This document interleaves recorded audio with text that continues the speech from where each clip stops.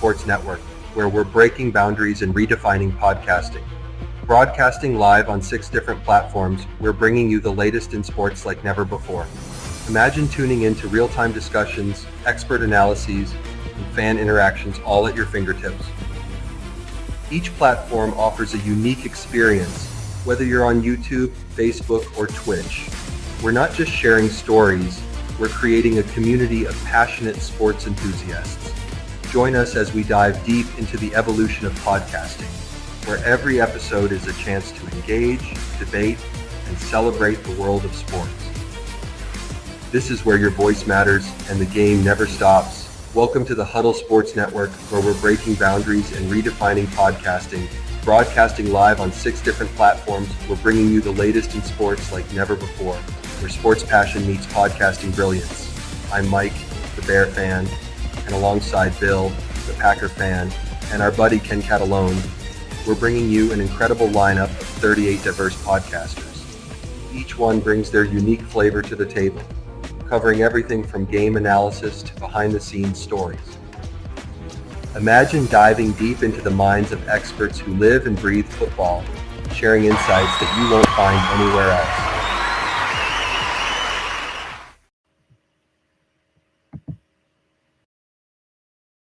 Perfection. Expect nothing else.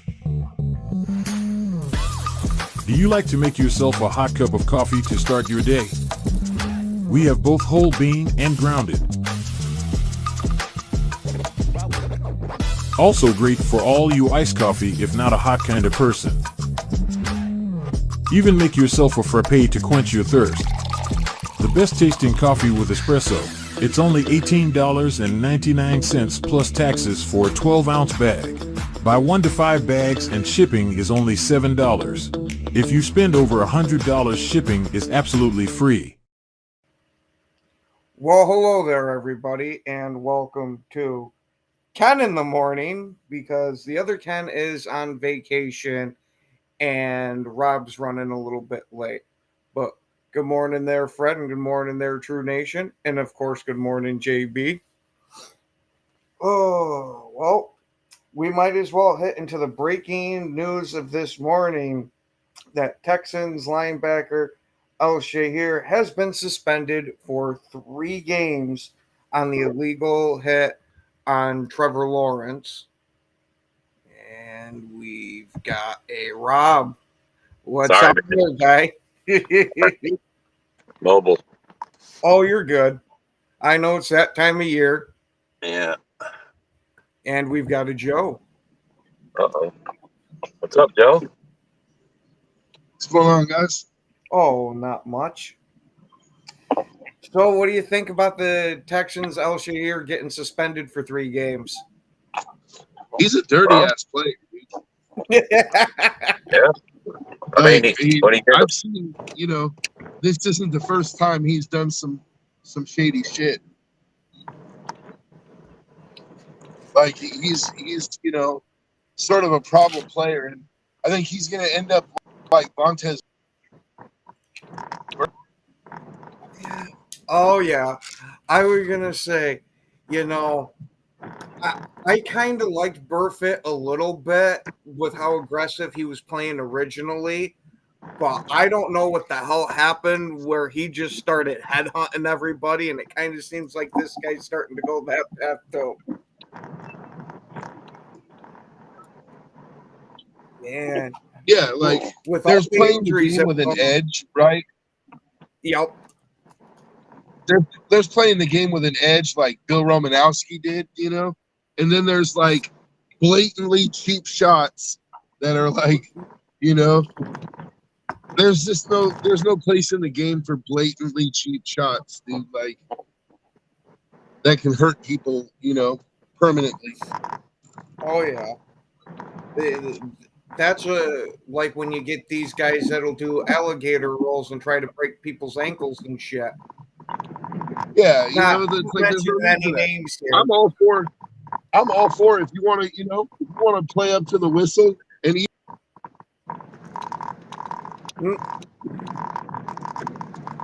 Oh, we got him back. If you want to play pundit, I'm fine with that because, like, I think you should, you know. And, But and I'm all for wanting to take the guy out of the game, not like injury wise, but to take this guy's confidence and soul from him, where he just doesn't want to step on the field with you. yeah, I mean, I played offensive and defensive line in high school, so I understand the mentality of, like, you know, getting chippy and being aggressive. Like, you know, it's war. But cheap shots, like, you know, even when I played, like, nobody liked cheap shot artists, you know, like. Oh yeah, it's definitely one thing to be going out and just laying the wood and dropping people than when you're going to specifically injure the damn guy. Yeah. See, like, there was, you know, plenty of times that I hit a dude, like, either right on the whistle or maybe shortly after the whistle, but it's like you're already in motion, you know what I mean? It's hard to just stop on a dime. Yeah, and I expect you weren't out there targeting heads and knees. No, not knees, but I always liked a good head-to-head collision, though. Like, I would put my helmet right on your face mask, like, Ooh. you know. Well, I mean, back when you played, the rules were a lot different. Yeah, I played in the early 2000s, Yeah, late 90s, early 2000s. You know, spearing was still illegal, but I didn't, like, try to hurt people like that. It's just, if you've ever worn pads and played football, then you understand that tackling without leading with your head is very difficult. It's like, it's, I don't know.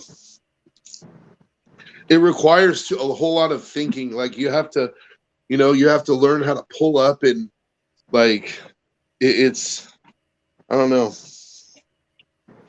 You know, when you're in the heat of the moment, it's easier to just put your helmet right through a guy. mm-hmm. You know? And that brings up a point when they were first banning the head-to-head hits in the NFL, is you were having defenders say that this is going to require them to think throughout the process, and it might cause them to be a step slow because of it. Yeah, they're absolutely right. I can tell you firsthand, when you have to, like, stop and break down, and, you know what I mean? You don't get to run through a tackle like you used to, you know? Where when you get to run through a tackle, it's a lot freer, you know?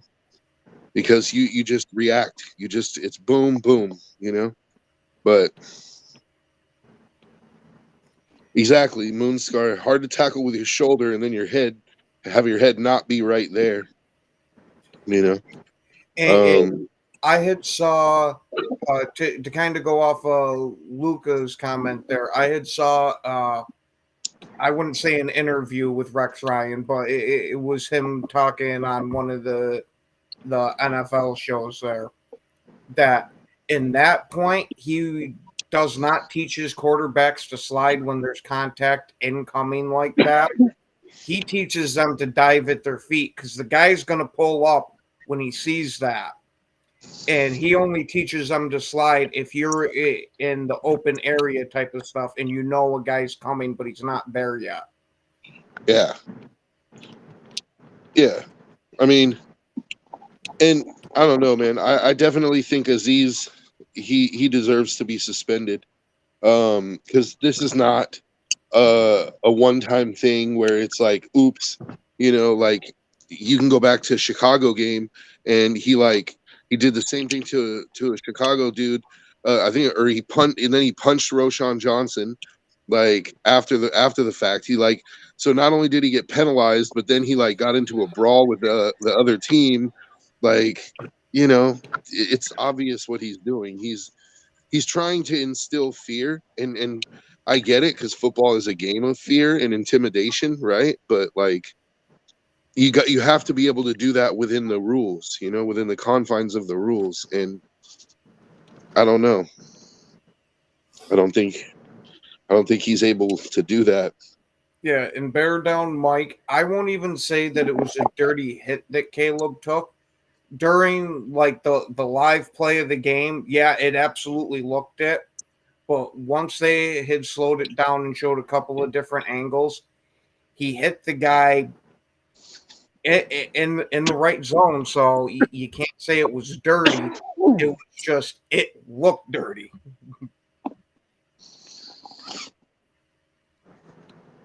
Fucking Luca. Dude. Well, speaking of Kirby Joseph, Tucker Kraft had a wonderful message for him that he can't wait to be on the field with him because of Kirby Joseph taking out some of his buddies in the NFL. And with what we know about Tucker Kraft's mentality already, I wouldn't be surprised to see him playing very aggressively. Now, I don't expect him to be dirty, but I expect him to hit him with every freaking ounce that he's got whenever he gets the chance. Yeah, well, we'll see. Like, he got the talking part done. Now just comes the hard part. Well, I mean, Kraft's been doing a lot of the walking too, not just the talking this year. Yeah, but I mean, now he's throwing down the gauntlet. So, Oh, absolutely. And I actually like the players to do that type of shit. Yes, I know it gives them bulletin board material and all of that stuff, but I like seeing that kind of aggressiveness out on the players of, hey, I'm going to come straight out and I'm going to tell you what I'm going to do, and then I'm going to go and do it. Yeah, but see, here's the thing. Like, so some of the Packer fans are like, oh, Kraft will throw him around like a rag doll or, whatever. But only one of those guys is a receiver. And by receiver, I mean a pass catcher, right? Mm-hmm. So, like, you just threw down a gauntlet to a guy who's actually going to be tackling you a lot more than you're going to be hitting him. You're going to be hitting him on like a run block play, like, or, so you just gave him a hell of a lot more opportunities at you than you get at him. I don't know that I'd want, like, you, as a tight end, you already got to keep your head on a swivel, dude. Like, now this dude, like, he just put a target on himself. And not just from Kirby, but from the rest of the DBs. Like, they're going to ride together, right? So it's like, oh, you want to come after our guy? Well, guess what? Oh, absolutely. I have no problems with them putting the spotlight on him for it. That's kind of what I'm looking for when the player sits there and runs his mouth like that. Is I want the opposing team to be focused completely on him, and I want him to still go out and do what he said he was going to do. And now, to be fair, Kraft said he did not want to injure him, but he wanted to do it in the confines of football, not any type of injury. He made that part of it clear. Yeah, but I mean, I don't know, man. I just like I get the sentiment, and he's sticking up for his guys. Like I totally understand where he's coming from. I just wouldn't have painted that target on myself. Like it's well. He just put a big old target on his back. You got to remember what type of guy that we're talking about here. This is the same man that said he absolutely loves pass blocking just as much as he loves catching because he loves to feel the soul of the player leave their body. And then when guys are talking trash to him, he says to him, I'm going to find your childhood house and burn it to the ground. We know this guy's not wired as tight as he should be. Probably hits to the head. Yeah, either that or he's got a fun genetic makeup. We'll phrase it like that. Sounds like who's worried, Jim? I'm not a Packer fan. Yeah, Like no. I can be concerned for Tucker Kraft because he's not on my team. Like I think that wasn't a very smart move, and he's gonna have a whole bunch of DBs that are gonna, take turns. Oh, with the size Like of you Tucker Kraft, post them up not and too I'll take worried. them down. Like they're gonna get the safeties in there. Like the corner will be like, I'll hit him low, safety come over the top, bang bang, dude.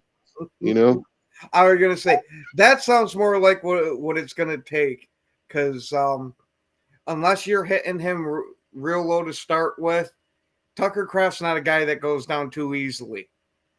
Well, we used to do that. We used to do that with running backs. Like when we would catch them in the backfield, like whoever got there first would grab his legs and then just let the linebackers come through and clean them up, dude. Like, Wait, hold on.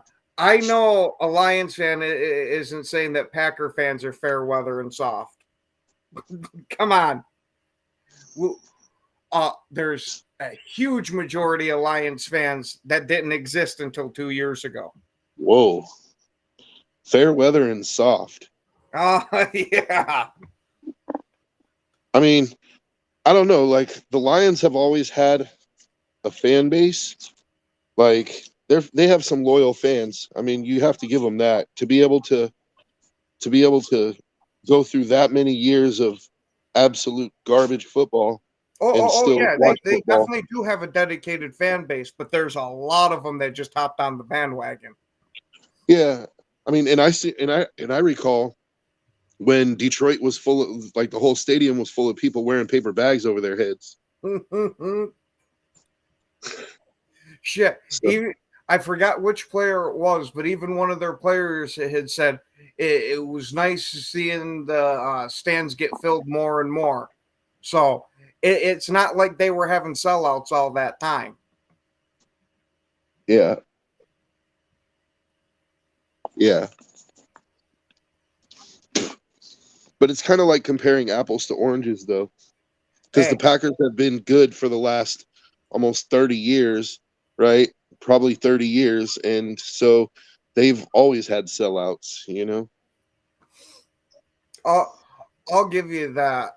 So it's like it's hard to really call them fair weather. You can't really call Packer fans fair weather until they actually suck again, and then you have to see if they stop selling out. But I mean, they have like a 30-year waiting list on tickets, don't they? Like season tickets. It's north of 30 years, but yeah. Yeah. And how is it unsportsmanlike to catch the guys when they're not substituting properly? There's a reason why it's a penalty. And you get the same amount of time as the offense to substitute. You just got to be set before that ball goes off. Hey, and JB, I wasn't including you in on that one. That was more in response to Fred calling Green Bay fair weather fans. Yeah, and see, Jim, I'm happy for Lions fans, dude. Like I actually I don't know if you guys were here the other day, but I actually said I wouldn't mind seeing the Lions win the Super Bowl. Like I feel like their fan base deserves it. I mean, I said that on a panel full of Packer fans, and Bears fans, and they all said I don't know about that, but I root for teams that have traditionally been bad, like the Bengals. I want to see the Bengals win a Super Bowl, especially with Joe Burrow, because Burrow deserves it, dude. Yeah. Yeah, I'll give it to you with the Bengals. The only team that doesn't have a Super Bowl that I really don't want to see win one, and it's not like a personal thing. I wouldn't root for them, is the Vikings. I'm just being honest. I don't care enough about them, to, you know what I mean? They've had their shots. They've been to how many Super Bowls and lost, and so yeah. So does the same go with the Bills for you then, since they've lost the same amount of Super Bowls, and they did it actually no. I want to see the Bills win one, because after losing 4 straight Super Bowls, show me a fan base that deserves one more than them. Show me a fan base that deserves one more than the Bills. Just one. It's it's not going to put. Lucas said, "Well, fuck you." It's not going to put them. It's not going to. It's not going to put them up there with the greatest teams of all time. Like, let them. The Seahawks got one. Like, let the Bills get one. Let the Bengals get one. Man, the Lions get one. The Texans. I mean, even though they're kind of a new team, like, I wouldn't mind. Let them get one. The Jaguars, like, one of the expansion teams. I mean, shit.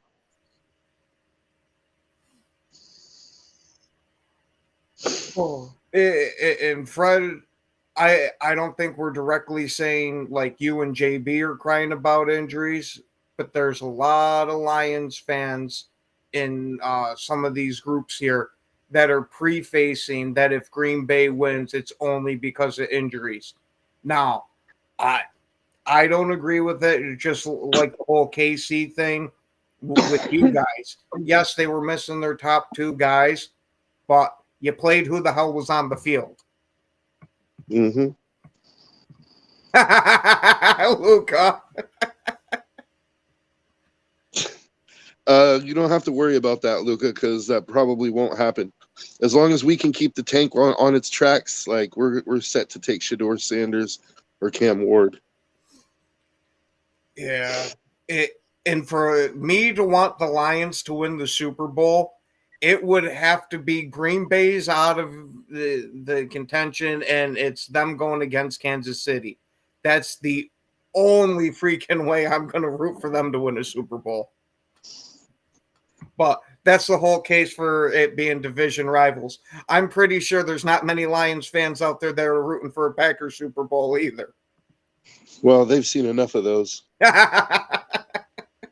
It's like, just like, I'm not rooting for any Kansas City Super Bowls or Denver Super Bowls, But the Chargers, like, as much as I don't like the Chargers are like the little brother of the division. They've never won a Super Bowl. So it's like if they won one, I wouldn't be like super pissed off. So I wouldn't be rooting it's for how them. we feel about the Lions then. I wouldn't be rooting for them, but I just like, Mm-hmm.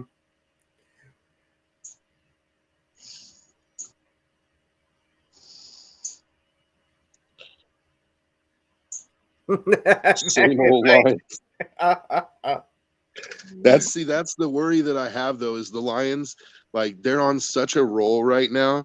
And I know JB disagrees with me, but I feel like the Lions should go ahead and lose another game before the season's over, just so that they're reminded of how losing feels. They get that taste in their mouths again, and they get hungry again right before the playoffs. Like, and it's hard to say, like, because people are going to say, but they're winning, like they're hungry now. But it's like, I have the bad feeling that they're, if they go, 16-1 or, whatever, like that they're gonna be one and done, dude. Like they're. We've unfortunately seen it many times in the NFL that you've got a juggernaut that's lost one or two games. They're flying through everybody, winning all the games at the end of the year, get into the playoffs and fall flat. So I'm with you there. I don't mind. The Vikings just did it the other year, like 2 years ago, didn't they? Wasn't it 2 years ago? The Vikings just did it. Something like that. The Vikings won like 12 or 13 games 13. Like 2 years ago. Yeah, 13 games. And then first round, gone. I don't know if the Lions are going on a losing streak. Yeah. I mean, maybe back-to-back games. I don't know. Like, but they got to lose the first one first. See, I think that they could go on a losing streak if they were, but I just don't.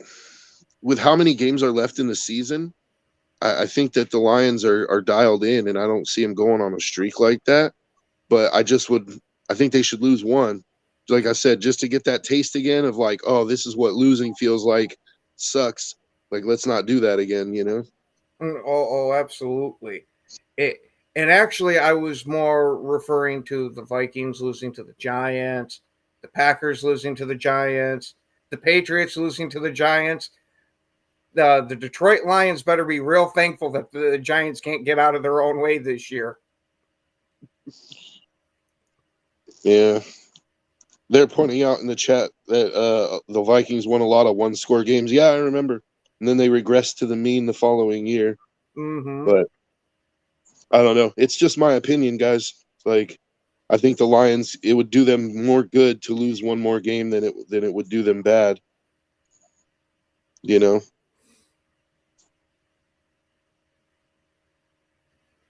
I don't know. Like Philly is got some trash fans, but Niner fans are trash for a different reason though. Like Philly fans are trash because they'll like beat up a little kid at a game. You know what I mean? Like they'll throw 40 bottles at you and stuff. Like they're just absolute trash. 49er fans are trash because they're the most condescending motherfuckers on the planet, dude. They're like, yeah, we won 5 Super Bowls back in the 80s, and don't worry, someday you'll catch up. And it's like, dude, when was the last time you guys like won a championship? Like I was like 12 years old the last time you guys won a championship. I'm a grown ass man with kids now, like but they got to hang on to those glory days. And like I just, yeah, Niner fans, they're not my cup of tea. I have some friends that are Niner fans and we get along because we trash talk and stuff, but your average Niner fan, I'm not a fan.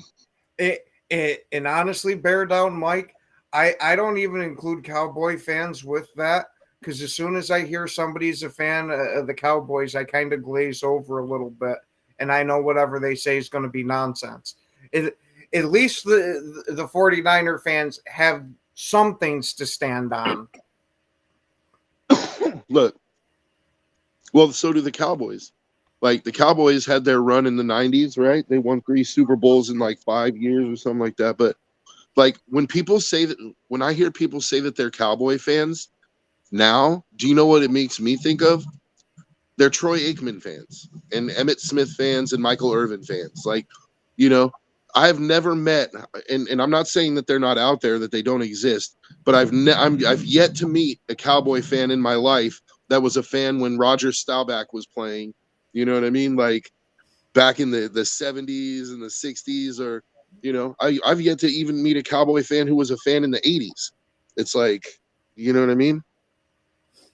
All the Cowboy fans I know were built during that run in the 90s with Jimmy Johnson, and that's just my personal experience. I'm not, like I said, I'm not saying they're not out there. Oh, come on now, Fred. Yes, 49er fans are extremely condescending.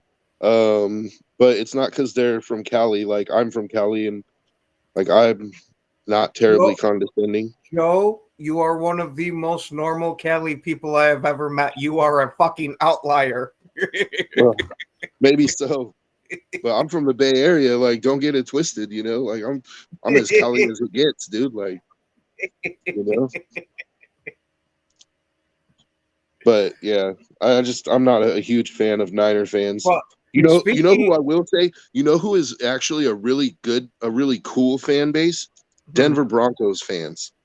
And as a Raider fan, for me to say that is shocking, right? Yeah. But like I've met plenty of Denver Broncos fans in the Oakland Coliseum, dude, and they've always been like nothing but cool. I mean, like we have some shit talking, but like I've invited Bronco fans to come over to our tailgate and like, give them barbecue, give them shots, like, because they're cool, man. They're like, they just want to watch a football game, Whereas with Niner fans, it's like we're just sitting there eyeing each other, and we know when the game starts, like there's gonna be a brawl somewhere, dude. Like it's gonna happen. A whole section is gonna kick off, Oh yeah. That's kind of a bit like the Bears and Packers, but generally you don't get a brawl. You'll get people just running their mouths nonstop at each other. Damn, did you see Go Pack Go going after JB in the comments? Oh, I'm from Napa, Mike, but which is like the northern Bay Area, but I've lived all over the Bay Area in Vallejo and Fairfield and Sacramento. It's not really the Bay Area, but I've lived there too. But yeah, I've spent my fair share of time in But the Bay, like Oakland, Richmond, San Francisco. Like, I got buddies all over. Yeah, I hope that they don't go to the Super Bowl soon, Jim. Actually. yeah, yeah. I But don't you know, it mind looks Denver. good for them. It looks like Bo Nix actually is turning out for them. I didn't expect that. Well, I kind of did, seeing as how they had Sean Payton there, and I've always been a fan of him as a head coach. So I was expecting him to be able to turn that team around. Not this fast. I will say that. I expected them honestly to suck this year, and next year is when they'd start to be kind of competing or sniffing around that 500 level. See, I didn't think that Bo Nix just really had the tools, you know. But he's taking care of business, dude. He's taking care of business. Yeah, bear down, Mike. I 100% agree with you. Who's running out of things to say? You're talking about the Packer fans? Yeah. Yeah.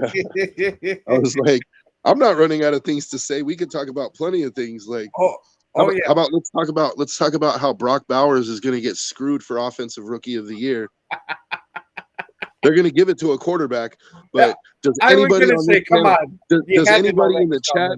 Does anybody in the chat or on the panel think that Brock Bowers does not deserve the Offensive Rookie of the Year? I'll wait.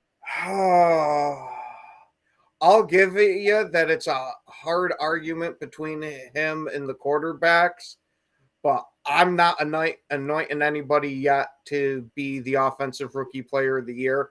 I'm waiting for somebody to completely stand out. Granted, Bowers has done awesome. I'm not taking nothing away from him, but these quarterbacks have done some awesome stuff too. Bro, but their awesome stuff is nowhere near Bowers' awesome stuff, and I'll tell you why. Bowers has already set the rookie tight end receptions record. He's leading the NFL in tight ends in yards. He has more yards combined. He has more yards than Sam Laporta and another one of the top tight ends combined.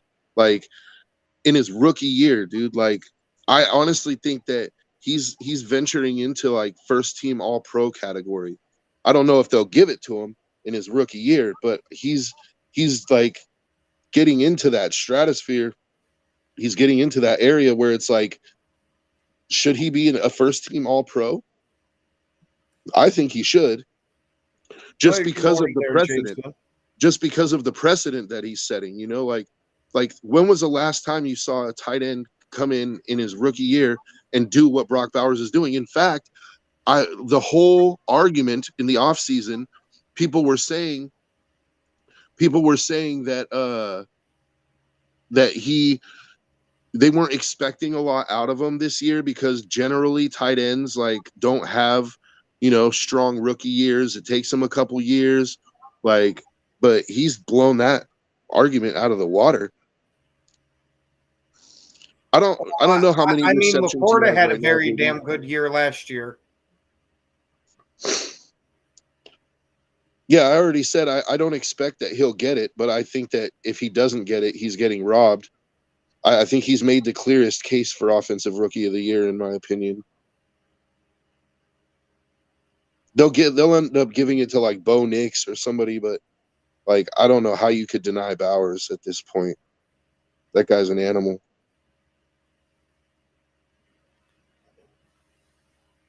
No, I'm saying I don't know how many receptions he has, but I know that he's broken the rookie receptions record for tight ends, and he's actually on pace to break like the record for all tight ends in his rookie year. The record for receptions in a season, he's like on pace to break that by the end of the season for all tight ends. As a rookie, that's pretty impressive, JB. I think even you could admit that.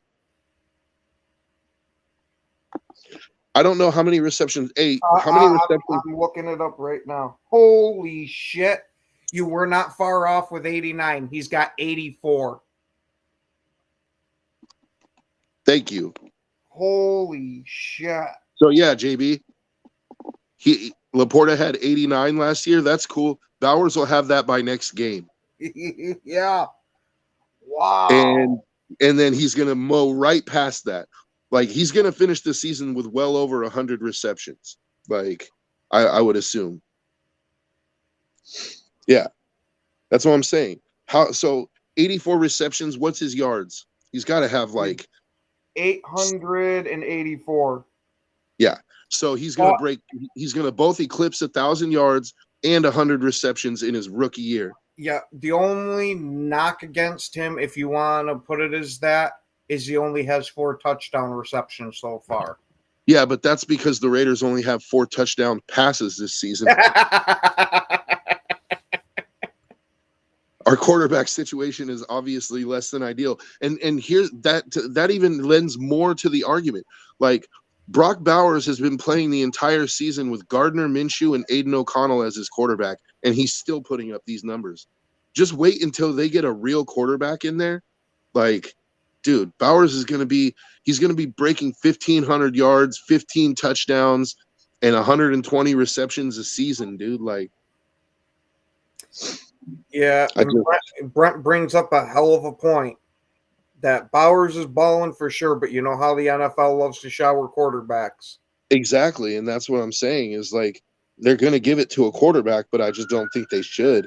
His touchdowns, again, I just made that argument. His touchdowns are wanting because the Raiders are wanting for touchdowns, period. Like, you know, Minshew played most of the season, and he's got like 12 touchdown passes. Like, I mean, so –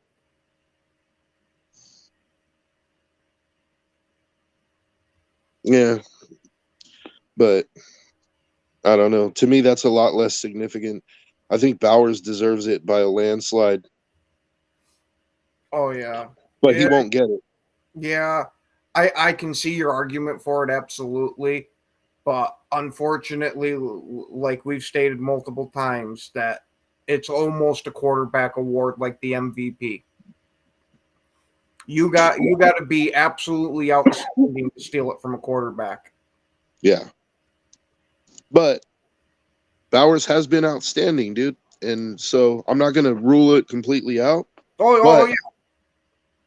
I will say this. I said it before, as soon as Bowers got drafted, I said by going into his 3rd year, he would be considered the best tight end in football. I'm going to go ahead and say by next year, he's going to be considered the best tight end in football. Well, just take what's happened with Laporta into account. Outstanding rookie season, and he's having a good season now, but not compared to what it was last year. Yeah, he's not going to – he probably won't pass the touchdown record, JB, because, again, the Raiders can't throw touchdowns. So – but if you're looking at yards, total receptions, like, I mean, the guy's a machine.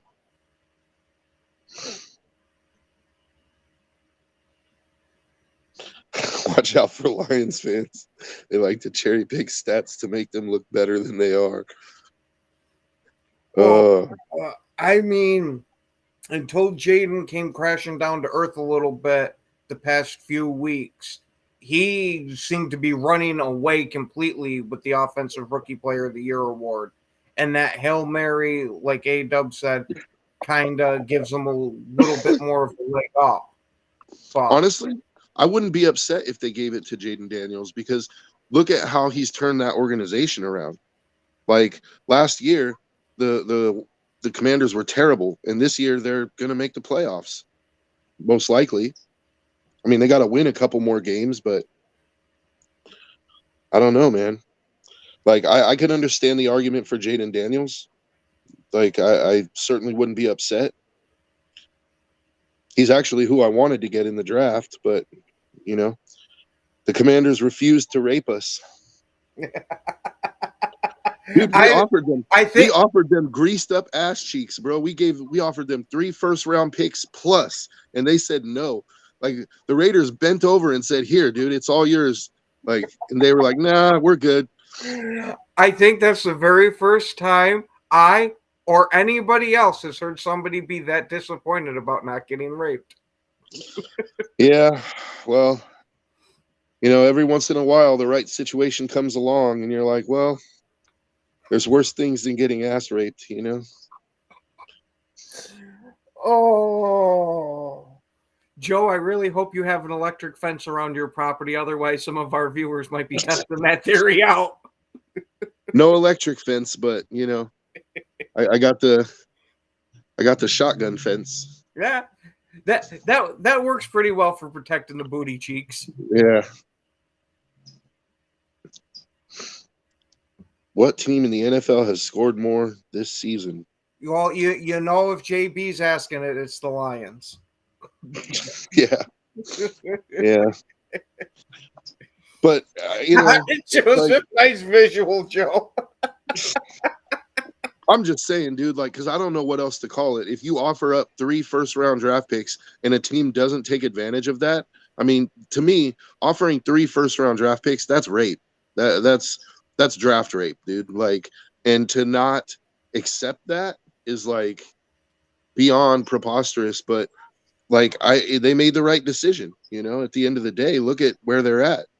They made the right decision. Absolutely. Oh yeah. He's definitely proven to be a real one as a quarterback. Garrett Wilson in 2022. Yeah, I don't know. I think it's the more we talk about it, I think Jaden Daniels will probably end up getting it. Jaden Daniels or Bo Nix, because both their teams are winning.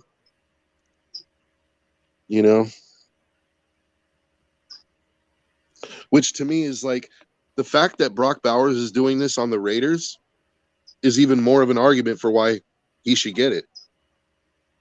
Because he's literally their only real weapon right now. And he's still, it's like teams are literally dialing up their entire defensive scheme to try to cover Brock Bowers. And he's still getting the yards. He's still getting the catches. So, but, again, I'm a Raider fan, so of course people are going to assume that I have some bias, but I'm actually looking at this not as a Raider fan, but objectively, I just think Bowers has been the best rookie this year. JB brings up an outstanding freaking point.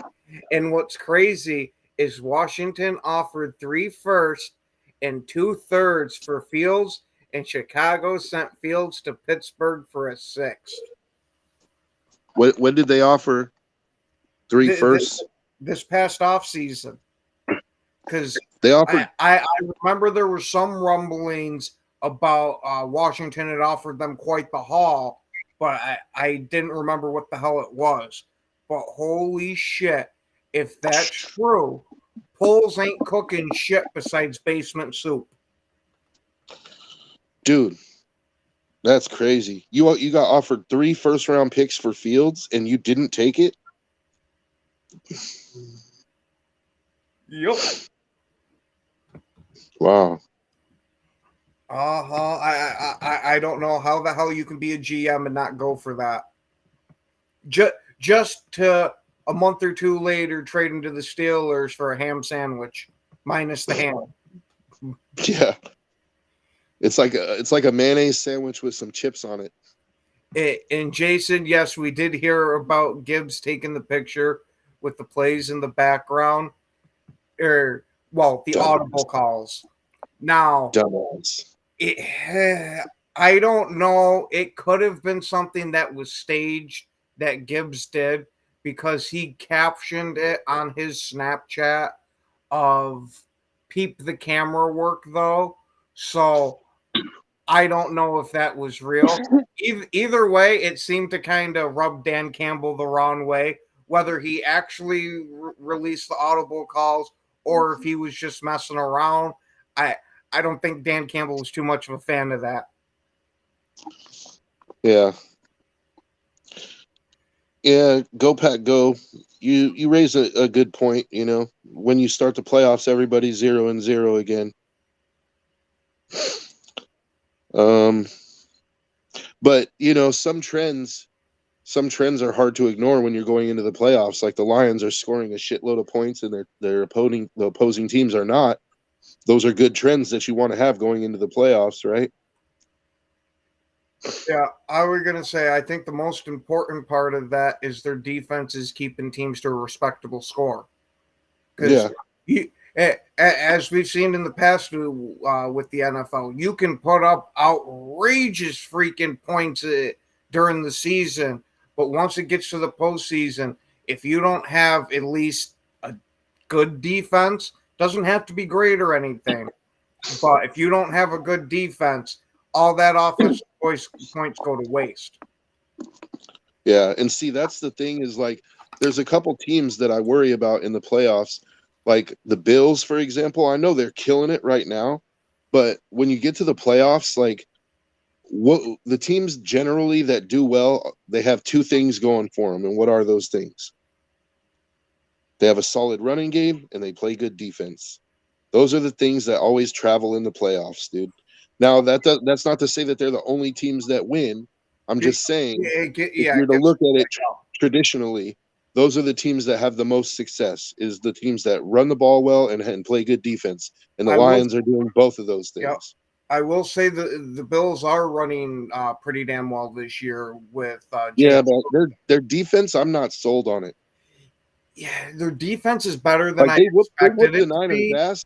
They whooped the Niners' ass, but the Niners completely imploded in that game, dude. Like they fumbled the ball, I don't know how many times in the snow, and it's like, you know, I don't really feel like it's an impressive win because of the score, but I just feel like the Niners did everything they could to lose that game, you know? And so I'm not convinced that the Bills are just this turnover creating machine. I think the Niners just had a case of the dropsies that day, you know, like they just like started putting the ball on the ground. And I don't know, like, but the Bills have been surprising people all season. So who knows, man? Like nobody even expected them to be at this point, and they just clinched their division. Yeah. I didn't expect them. I honestly was guessing that they might end up missing the playoffs this year because of how much overturn they had at receiver and at cornerback.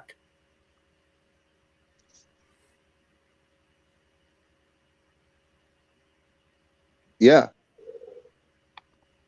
They pretty much like bankrupted their whole roster. Mm-hmm. You know, they got rid of all their receivers. They lost a lot of good defensive players, but they're still in it. I don't know, man. You know, yeah, the 49ers are probably done this season. Oh, absolutely. And especially since Christian McCaffrey just went back onto IR. Yeah, but Mason is pretty good, dude. Like I think, isn't Mason going to IR too? I read something like I think Mason is hurt too. I haven't heard that yet. Hold on, I'll check that. Yeah, agreed, A-Dub. Josh Allen has a way of carrying the Bills.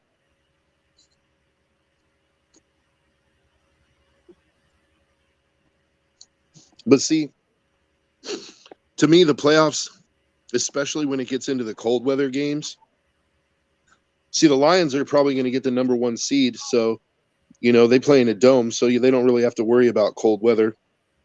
But if the Lions should happen to lose, that makes things interesting because now you're talking about possibly a playoff game in Lambeau. You know, you're going to get some playoff games in Kansas City. And yep, Jordan Mason is on the IR too. The 49ers are absolutely screwed. Yeah, they're sunk. But Mason has really been a surprise. He's pretty good, man. Hey, are we gonna see Brock Purdy come out and you know put on his Superman cape and take over this team? That he's one of the elite quarterbacks of the game, like 49ers fans been trying to cram down everyone's throat? You know how I feel about that already. I've been saying that if Brock Purdy didn't play on the Niners, he'd be the 18th best quarterback in the league. Like he's nothing special, dude. And now that you've lost CMC and Mason, watch the Niners. Yeah. The interesting thing for me like I know that people a lot of people, I'm not going to say all because we've had a discussion about it. A lot of people kind of assume that the Niners re-signing Purdy to a big contract is like a foregone conclusion. I'm not so sure. I'm telling you, I have heard a lot of rumors that they are not going to re-sign Purdy, and they will be looking into Aaron Rodgers and bringing him in. I've heard that as well. I don't think that's the best move for them, but I think if it was me, right, you just drafted a young receiver this year, right? I would go ahead and get rid of Ayuk and Debo, get rid of McCaffrey, like dump all that offensive payroll like Trent Williams and, trade them all for draft picks and just start your rebuild now. Keep your defense together, keep Bosa, keep Warner, keep that side of the ball, try to improve it a little bit, and then just go young on your offense, go get a quarterback, go get a receiver. You have Mason, like Mason will be back next year. He's a really good running back, and the Niners, they have the luxury of, since Shanahan's running game is so sophisticated and so good, like it makes average running backs look great. Well, speaking of 49ers and Shanahan, have you heard from 49ers fans the talk of a decent subset of them that want Shanahan gone? See, that's crazy to me. But if they were to fire Shanahan, I would pray to God that the Raiders would give him a call. I'll take him. I know they just re-signed Ayuk. It would be detrimental. Like they would have some cap space issues, but there's got to be, there's always a way. Like they could take on some, especially if they get rid of, like I said, if they get rid of Debo and Ayuk and Trent Williams, like that's about $90 million in cap right there, like just in salary between those three guys. It's like maybe not 90, it's like probably 70 or 80. But because Trent Williams makes like 30 million, Ayuk just got like 30 million, Debo's making like 22 or 24. So that opens up quite a bit. You could take on that dead cap for Ayuk and just go young at receiver and go young at quarterback, reset your entire offense. Honestly, at this point, I think it's time, dude. Like, if the Niners window at this point with their current team is closed, but if they were to do what I'm saying and just rebuild their offense, then they could open that window right back up, Do you keep Purdy for the rebuild? I don't. I say, hey, thank you, Brock, for taking us to a NFC title game and a Super Bowl. Good luck, go get your money somewhere else. And, we're gonna go try to find our guy, Or it's not even necessarily try to find our guy. It is that, but it's like more along the lines of, we want to open our window back up, and in order to open our window back up, we can't pay you $55 million a year. Even if they had $200 million in cap space, I still wouldn't pay Purdy $55 million a year. Yeah, and that's my point, Fred, is if they were to go ahead and cut loose guys like CMC, Trent Williams, Debo, Ayuk, that opens up the cap space to re-sign all these rookies that are due contracts and still eat the dead cap, and if they trade these guys, they could get the picks necessary to find some replacements. Now the quarterback situation, they might be screwed for this year. So it might make sense if Aaron Rodgers was willing to take a super hometown discount just because he wants to play for the Niners. It might make sense for them to go get him as a bridge quarterback for a year, and then next year go into it like we're going to draft a quarterback.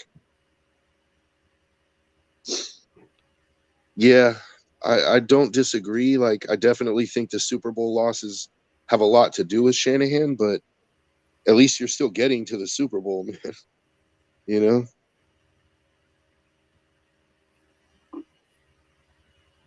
Yeah, sure. I don't know if I'd get rid of Shanahan. He completely changed the 49ers around for him because we can't forget that before Shanahan got there, the 49ers were a bit of a dumpster fire. Yep. Yeah. And he's got them as a consistent contender, man. Oh, absolutely. So I don't know. Jason asked or said Shedeur Sanders going to get drafted by the Raiders. Hopefully. He seems to want to go there, and he's already been working with Tom Brady in the off seasons and stuff. Tom Brady's already been kind of taking an interest in him, and Tom Brady just happens to be a part owner of the Raiders. So I definitely would like to see how that relationship could develop, but there are also some potential roadblocks to that. One being Prime. I don't want to deal with Dion getting involved in his son's career. And, it's like the first time the Raiders lose a game, it's going to be like, oh, they're not helping Shedeur out. Like, we don't need all that noise from outside, And I also don't want to, have to hire Deion Sanders as our head coach in order to get Shedeur as our quarterback. Like, if they wanted to hire Deion as the coach, I wouldn't necessarily be against it, but I don't want it to be like a package deal where it's like, you have to hire him in order to get his son. Like, I'd rather it be, we hire the coach and then we get the quarterback, Mm-hmm. Like if they were to say, hey, we're going to hire Prime as our head coach and then we're going to go draft Shedeur, but there's no guarantees that you're going to get Shedeur unless you have the number 1 pick. And, I don't know. Yeah, and Fred, I got to agree with you there. I don't know if somebody's going to be given a first-round pick up for him, at least this year. If he continues to keep playing very well when he's coming in for games that Love is injured or something like that, shit, you might see some team offer a first round for him. I don't know, man. I don't think so. I think the best because Willis was a 3rd round pick to begin with, and he's showed some progress and stuff, but I don't see any team giving up a 1st round pick for him unless they're just absolutely desperate and they think that he can take them to the playoffs. It's too much to invest. Then I'd much rather hold on to Willis because he's very valuable as a backup quarterback. I do think, though, like I said, if there's a team out there that needs a quarterback bad enough, I do think you guys could probably pull a 2nd round pick for him, which is still you're still winning. Mm-hmm. Oh yeah, that's definitely respectable. Yeah, for a guy that literally got cut by the Titans, it was a 3rd round pick. Cut. He wasn't cut. He got traded to us. Okay, well, either way, my point is the Titans didn't want him, and they got rid of him because he sucked for them. And then he goes over to you guys, and he turns his career around, right?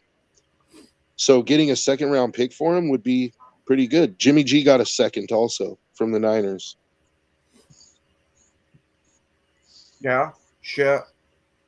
I'd be okay with that, but we would definitely have to invest in a quality backup if we did that, because I definitely don't trust Clifford out there as our backup. I can tell you that. I think it would. Yeah, I think it would be stupid for the Packers to get rid of Willis. Good backups are hard to come by in this league. I would say just keep them, dude. Absolutely, that's my thoughts on it. And that's what I say. With Aiden O'Connell as well. I don't see Aiden O'Connell as ever being a good starting quarterback, but I think he'd be a hell of a backup. So I would like to see the Raiders go ahead and draft a quarterback, and then I have no problems with AOC being the backup. All right, but it is unfortunately that time. We want to thank everybody for watching, especially thank you guys for coming and taking your time to comment. Have yourselves a wonderful rest of your day.